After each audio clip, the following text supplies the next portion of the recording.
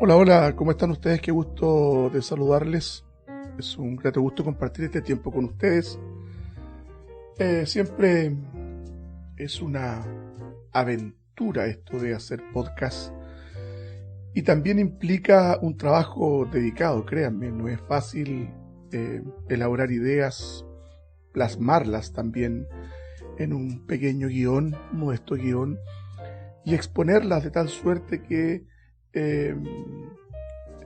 quienes nos escuchan puedan disfrutar, compartir y también, sin duda, aprender, que es lo de las pretensiones modestas que también en mi caso personal tengo. Hace poquito lo último que presenté fue un podcast de un poquito menos de 30 minutos, si no me equivoco, acerca de que denominé El Show Debe Seguir, que básicamente nos referimos un poco a caracterizar las iglesias neopentecostales con ribetes de teología de la prosperidad. Ahí hicimos el perfil de un par de pastores acá en Chile, que en realidad no tengo ninguna fijación con ellos, pero son los referentes más inmediatos que tengo precisamente para evidenciar, digamos, las características más sobresalientes o aquellas que definen esencialmente este movimiento. Siempre un movimiento con un acento marcado sobre el dinero, los recursos, la riqueza, iglesias que están muy bien armadas en términos de marketing y en la práctica es un muy buen show. Yo les invito a que ustedes vean, por ejemplo, las transmisiones de la Iglesia Cristo Tu Única Esperanza, del pastor Chaparro, es la que tengo a la mano, sin lugar a dudas, y es, al igual que la Iglesia del Apóstol Billy Bunster, que son los dos referentes que yo tengo. Ojo, y vuelvo a señalar, no es porque tengo una fijación particularmente con ellos, sino son los que están más mediatizados, y particularmente el pastor Chaparro, quien ha creado sin duda un imperio comunicacional y que, a decir de la prensa especializada, particularmente la página digital de la Escuela de Periodismo de la Universidad Diego Portales, Bregara 240, donde abordaba temáticas precisamente que tienen que ver con los vínculos empresariales que el pastor Chaparro tiene y también vínculos políticos, generalmente políticos de derecha, acá en Chile, en nuestro país, lo que a mí me parece, siempre digo, un tanto indecoroso. Los cristianos debemos vincularnos a la política sin lugar a dudas, pero eso no implica que tengamos que pasear a los políticos por las iglesias promoviendo sus candidaturas o sus candidaturas como lo hace el pastor en cuestión. Hace poquito estuve mirando también un documental muy bueno que está en YouTube, que ustedes lo pueden ver, no recuerdo el nombre, pero voy a tratar de dejar la descripción. Son 13 episodios o 3 capítulos donde se aborda, digamos, el ascenso y la caída de Hillsong en Australia y posteriormente la exportación de ese modelo eclesiástico hacia los Estados Unidos. Y particularmente la caída de uno de sus pastores más carismáticos, que es Carl Lenz, si es que pronuncio bien el nombre y el apellido de este pastor que estaba muy mediatizado, vinculado, ¿cierto?, a las estrellas de la música y aquellas estrellas que tenían vinculación con el mundo artístico, del arte, cinematográfico, de la música, si se quiere o se puede decir de esa manera. Y la verdad que mirar ese documental es muy triste al ver la cantidad de vidas heridas que han quedado en el camino, precisamente en la puesta en escena de un movimiento muy marketeado. Hay que señalarlo esto, son movimientos muy marketeados, donde finalmente lo que ellos hacen, como lo define un periodista, testimonialmente hablando, lo que ellos quieren es no hacer discípulos, sino más bien hacer espectadores. Porque lo que se promueve básicamente es un espectáculo. Yo les invito a que ustedes puedan ver las puestas en escena de las iglesias que yo mencioné, el modelo Hillsong está muy presente, hay que decirlo, muy presente, digamos, en la puesta en escena. Porque cuando yo digo puesta en escena es porque no hay liturgia. No hay liturgia de ningún tipo. Es decir, tenemos a siempre chicos muy carismáticos, casualmente vestidos, muy bien vestidos. Hay que mencionar que los pastores que predican, por ejemplo, la iglesia del pastor Chaparro, sus dos hijos, Israel y David, me he dado el tiempo de mirarlos, analizar sus sermones, de tal suerte de tener la mayor cantidad de información posible para compartir con ustedes, digamos, lo que he podido recabar y recoger de eso. Bien vestidos, ¿cierto? Muy bien ataviados, chaquetas de moda, camisas. No puedo precisar, digamos, las marcas, porque las marcas de la ropa que usan, porque también esto es parte del show, es lo que hacía Carl Lenz en Hillsong, en Estados Unidos y Australia, básicamente. Algunos personas que comenzaron a seguir a Hillsong, pero a seguirla críticamente, se encontraron, por ejemplo, con las vestimentas que ellos calzaban, ropa no solo de moda, sino que también muy, muy cara, porque el tema del dinero, sin lugar a dudas, es un tema relevante. Hay que pensar que si usted mira los cultos de estas dos iglesias que yo le he mencionado, que son el referente, vuelvo a insistir, y generalmente después del sermón, cuando el predicador habla, que se provoca este estallido de emocionalidad, de emotividad, porque como dijo el pastor Sugel Michelén, hacen adicta a la gente a las emociones. Y a hacerla adicta a las emociones muy fuertes, de alguna forma los vacunan, les producen una suerte de inmunización a la doctrina. Es muy común que estas iglesias promuevan, como lo hizo Carlos Luna, más conocido como Cash Luna. Yo no vengo a enseñar doctrina. Claro, evidentemente que no enseña doctrina, porque eso es un problema. Y además tienen un manejo, desde mi modesta perspectiva, ciertamente, un manejo muy primario de la doctrina. De hecho, siempre digo que los sermones los he analizado, los he escuchado, me he tomado el tiempo de ponerle atención, no solo al contenido, sino que a la estructura también, a la utilización de expresiones. Generalmente, el predicador neopentecostal, y hablo por ejemplo del pastor Fernando Chaparro, que no hace otra cosa que compartir experiencias personales. No hay análisis bíblico, lo mismo que hace el apóstol Billy Bunster, que son los referentes que tengo. Vuelvo a insistirlo y lo menciono porque son los referentes que tengo acá en Chile y los más cercanos, porque en realidad la información que hay en las redes sociales acerca de ellos es muy profusa. De hecho, los videos en el espacio de YouTube que cada uno tienen, evidentemente que hay cientos de predicaciones de ellos, para sentarse, mirarlos y contemplarlos de tal suerte que usted pueda también verlos y sopesar lo que yo le estoy diciendo, si efectivamente se ajusta o no a la verdad. Dijimos que no hay liturgia en esas iglesias. Los sermones, por ejemplo, el pastor Chaparro, hay que decirlo, siendo un hombre que tiene un ministerio vastísimo, muchos años, no ha logrado corregir, o no sé si corregir, o por lo menos generar una profundización en los contenidos de sus mensajes. Son mensajes muy, muy simples. Siempre tienen el mismo acento: tú eres capaz, tú eres grande, Dios te ama, Dios te ha llamado para cosas grandes, tengo una palabra profética para ti, voy a soltar una palabra.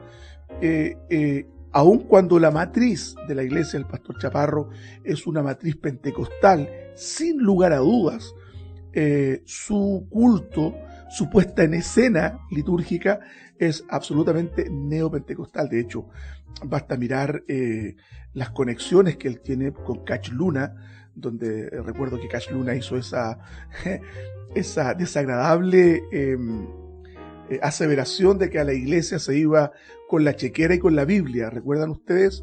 Y ahí están retratados de cuerpo entero, en realidad, cuál es la finalidad. Es vencer las resistencias de la gente, no solo para manipularla, sino también para disponer de los bienes que ellos tienen. Son iglesias gigantescas. Yo el otro día pensaba y lo vuelvo y lo vuelvo a mencionar ahora. El pastor Chaparro acaba de adquirir un terreno que cuesta 400.000 UFs, unos 15.000 millones de pesos y aproximadamente serían 20 millones de dólares.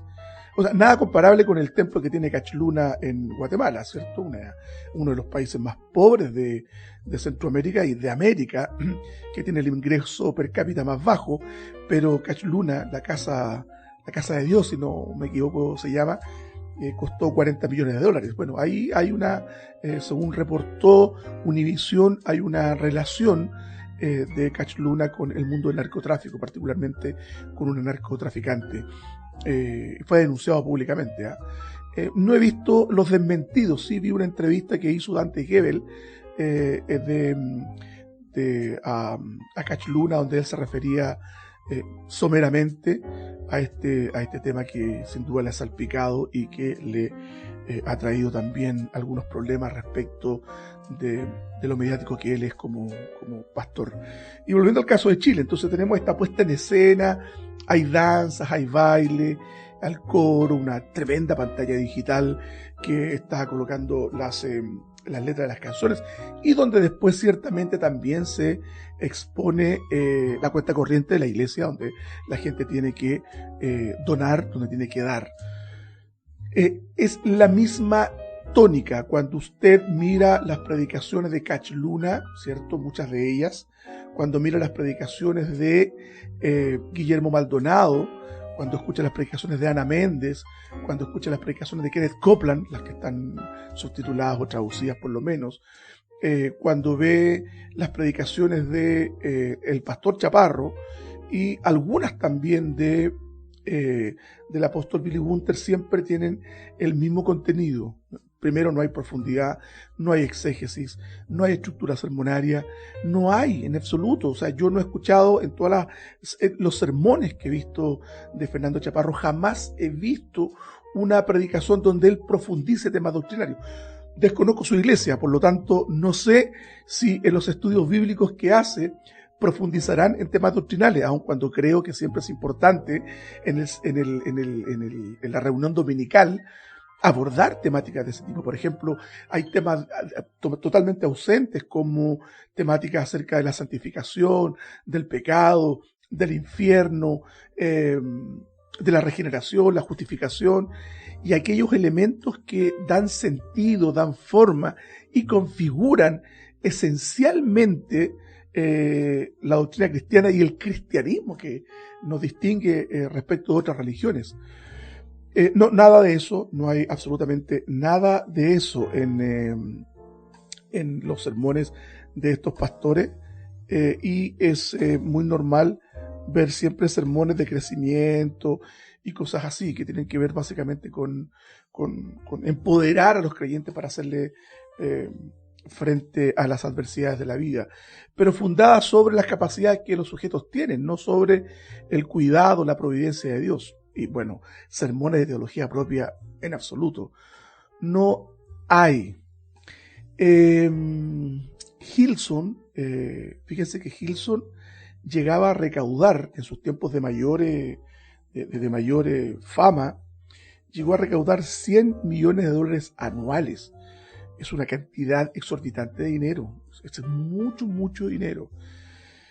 Hace poquito, el año pasado, más o menos en abril o mayo, en el caso de Chile, hay una página de investigación periodística que se llama CIPER, donde precisamente aborda las conexiones empresariales y políticas del pastor Fernando Chaparro. A mí me parecen peligrosas, porque la iglesia no se merece eso. La iglesia no se merece eso.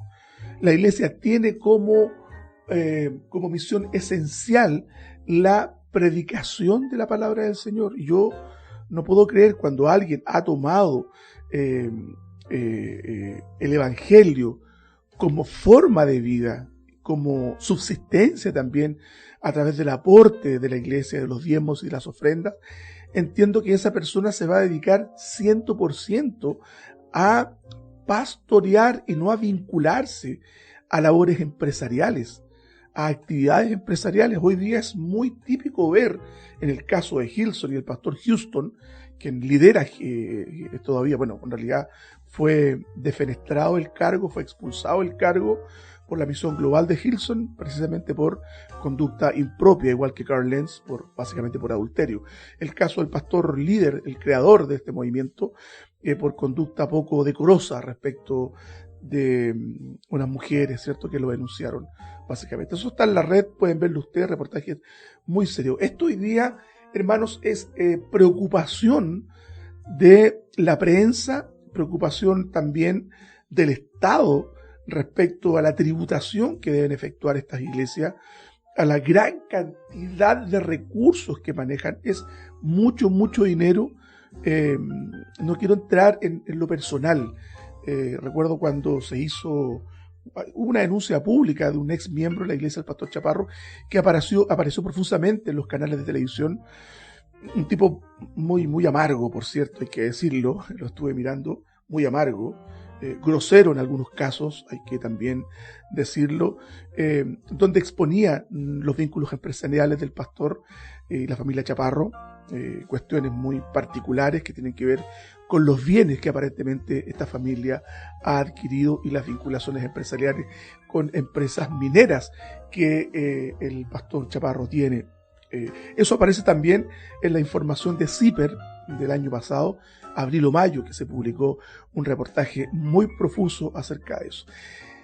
El dinero es un problema, sin lugar a duda. El dinero es un gravísimo problema, hermanos, en tanto que hace que los hombres desvíen la mirada que deben tener en el Señor precisamente para lucrar con la fe. Y lo hacen de forma desvergonzada, impúdica, es decir, ya no hay pudor en pedir, en esquilar las ovejas, ¿cierto? Y aprovecharse de ellas en razón de la necesidad espiritual que las personas experimentan. Yo de verdad que no encuentro nada más perverso que eso. Y no estoy diciendo que sea la motivación que estos pastores que yo he mencionado tengan en el corazón, porque no estoy seguro que es así, pero los efectos prácticos y concretos que se observan en la práctica consuetudinaria que tienen respecto a cómo predican, cómo generan esos ambientes, ¿cierto?, para lo que para mí constituye quebrar, ¿cierto?, la resistencia de las personas y hacer que estas personas ofrenden generosamente. A mí me parece increíble que el pastor Chaparro se ufane en haber adquirido ese espacio de 400.000 UF, 15.000 millones de pesos, que es mucho dinero, mucho dinero, como lo dije en el podcast anterior. Hoy día el 50-60% de la población activa en Chile gana en menos de 500.000 pesos, es decir, estamos frente a una realidad social y económica que no se condice con el predicamento de estos pastores, y precisamente echar sobre las espaldas de de los hermanos de la iglesia, estos sueños, lo dijo el pastor Chaparro, estas locuras. A mí me parece que describe muy bien lo que él está haciendo en realidad. Él lo dice, cuando da gracias a su esposa en uno de los sermones, dice: ella me acompañaba en todas mis locuras. Y a mí me parece que efectivamente son locuras en seguir echando las espaldas del pueblo de Dios la responsabilidad de tener que financiar las locuras o los sueños de estos pastores tan mediáticos que no hacen otra cosa que lucrar con la fe, y eso estoy absolutamente seguro.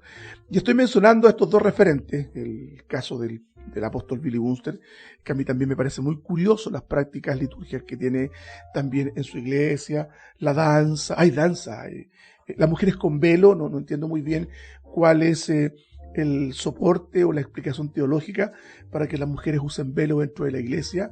A mí, bueno, como presbiteriano, quizás pate pingüino, como nos dicen a nosotros, que somos fríos, que en el fondo no es así. Nuestra devoción se expresa de otra manera, básicamente.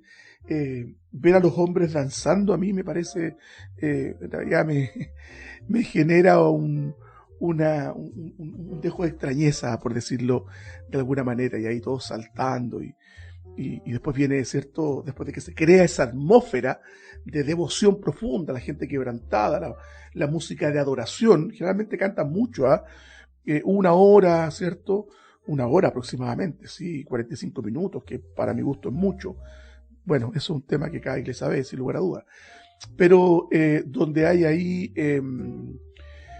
una fuerte manipulación emocional,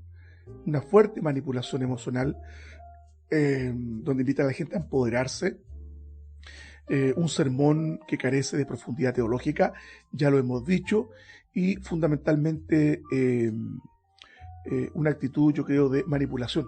No sé si intencionalmente, pero sí de generar estados emocionales que hacen que las personas quiebren todas sus resistencias emocionales, básicamente.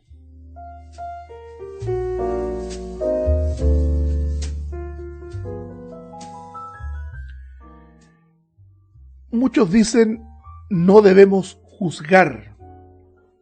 No debemos juzgar.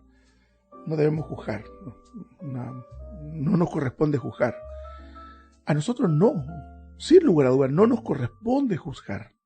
Y eso está bien cuando nos lo dicen. Pero la Escritura sí juzga. La Escritura denuncia. La Escritura expone a aquellos que están haciendo un uso malintencionado del Evangelio, generando ambientes, espacios de profunda emotividad, haciendo que las personas hagan residir su experiencia con Cristo y el Evangelio en razón de sus emociones. Las emociones no son en absoluto un guía para determinar una correcta relación con Dios. Lo que establece la correcta relación con Dios es, sin lugar a dudas, la Escritura. Es la Biblia la que nos enseña cómo debemos relacionarnos con Dios. Y por tanto, la forma correcta de adorar y la forma correcta de relacionarnos con Dios está debidamente pauteada, normada por la Escritura. Por lo tanto, en estas iglesias, evidentemente que hay un menoscabo de la Escritura. Lo que hacen muchas veces estos predicadores es tomar una retahíla de versículos bíblicos que van apoyando, ¿cierto?, el desarrollo del sermón que ellos van desarrollando. No hay exposición, no hay exégesis, y eso es terrible. A mí me apena mucho. Ahora, ¿son entretenidos? Sí que son entretenidos. O sea, ¿logran mantener cautiva a la audiencia? Sí, lo logran. Sin lugar a dudas, logran mantener también cautiva a la audiencia. Y eso, sin lugar a dudas, es innegable. ¿Tenemos que aprender de ellos? Sí, tenemos que aprender de ellos, sin lugar a dudas. Pero no hacer lo que ellos hacen, de lucrar con la fe, de engañar a las personas, como lo hace Cach Luna, como lo hace Guillermo Maldonado, como lo hace Ana Méndez y como lo hacen todos aquellos hoy día que han lucrado con la fe, que tienen aviones personales, que se alojan en hoteles de 3, 5 estrellas, porque ellos creen que como apóstoles y profetas es eso lo que merecen. Hermanos amados, tenemos siempre una gran tarea de combatir con las armas de la fe y de la Escritura a estos vendedores de sueños, vendedores de humo. El Señor les bendiga. Siempre es muy grato compartir este tiempo con ustedes. Nos estaremos viendo entonces en otra entrega respecto de la reflexión de estos mercaderes de la fe, estos vendehumos y estos que han lucrado con la fe cristiana. El Señor les bendiga mucho.